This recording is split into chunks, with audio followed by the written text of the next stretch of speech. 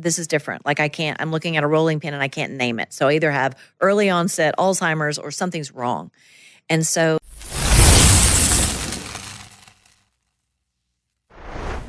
lens therapy, do you know about this? Brain? The brain. And I go to her and it's changed my life. Okay. See, I think for some reason you were meant to sit in that chair and tell me that today. Really? Now I'm going to tell you what happened. Because I don't ever talk about this. No, well, I do. I do with all my friends, but not on, publicly. So Amy bought me a gift of that, and I've never used it. And she bought it for me many, many seasons ago. And I feel like, I don't want to go to sit and have them do some brain work. Amy Grant was also somebody who would talk about it and has talked to me about it. Yeah. And this morning I'm driving into work. And I've been kind of kicking the can with it. And I was like, I'm just going to tell Amy that if she just sets the appointment, I will go.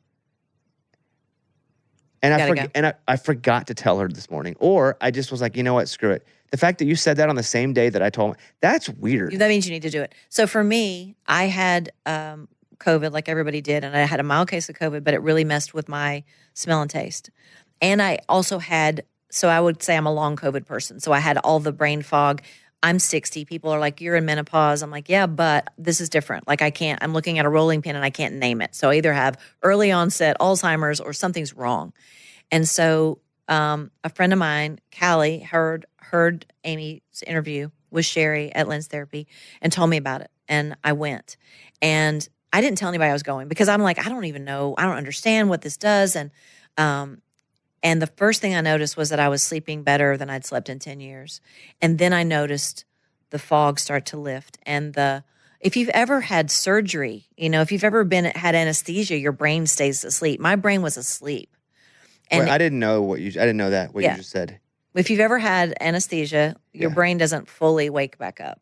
So everybody could benefit from having their brain awake. So what happened when you go? What happens? So they put these little electrodes. It looks like you're about to get like shock therapy, but it's not that. There's little electrodes.